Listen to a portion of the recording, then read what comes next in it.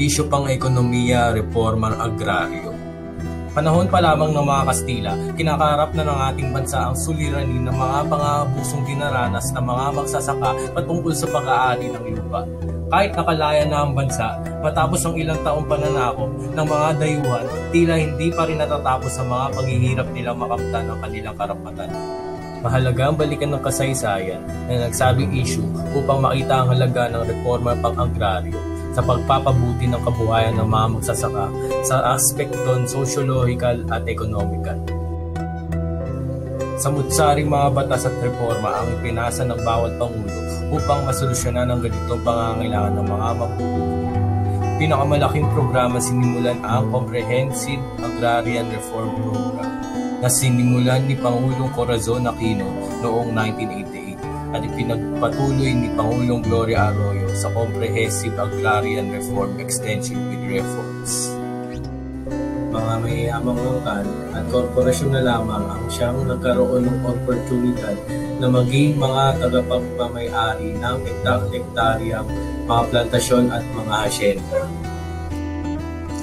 Dahilan ng ganitong klase ng patakaran upang abusuhin ng mga may-ari ng lupa ang kanilang kapangyarihan sa pamamagitan ng hindi makatwirang pagpapalayas at pagsisisante sa mga magsasakang hindi na nila nakikita kailangan nila. Tutulutan lamang na makapagsaka sa mga lupaing ito ang mga mambubukin kung ibibigay nila ang kalahati ng ani nila sa kanilang mga kasero o landlord. Sa ilalim ng CARP, ilang buwan matapos ang pagpapatalsik kay Pangulong Ferdinand Marcos at pag-upo ni Corazon Aquino, umugong ang mga protestang humihingi ng mas malawakan at mas epektibong mga reformang pansakahan. Tinatayang nasa 7.8 milyong hektarya ng lupa ang maaari pagkati-hatian ng mga benepisyaryo ng programa, kabilang dito ang mga magsasaka, mga nakapagtapos ng agrikultura, mga nagretirong sundalo o pulis at mga rebeldeng nagbalik loob sa pamahalaan.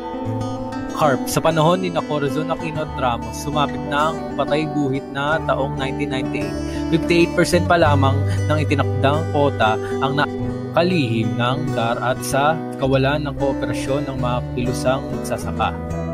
Sa ngayon, nasa 700,000 hektarya na ng lupa ang napadalhan ng NOC. Malaking bahagi ng lupaing ito ay pagmamayari ng mga malalaking angkan ng mga kasero at pangunahing hamon ngayon. DAR at DNR ay ang may pamahagi ito ng maayos at walang gulo bago matapos ang termino ni Noynoy Aquino sa darating na Hunyo 2016.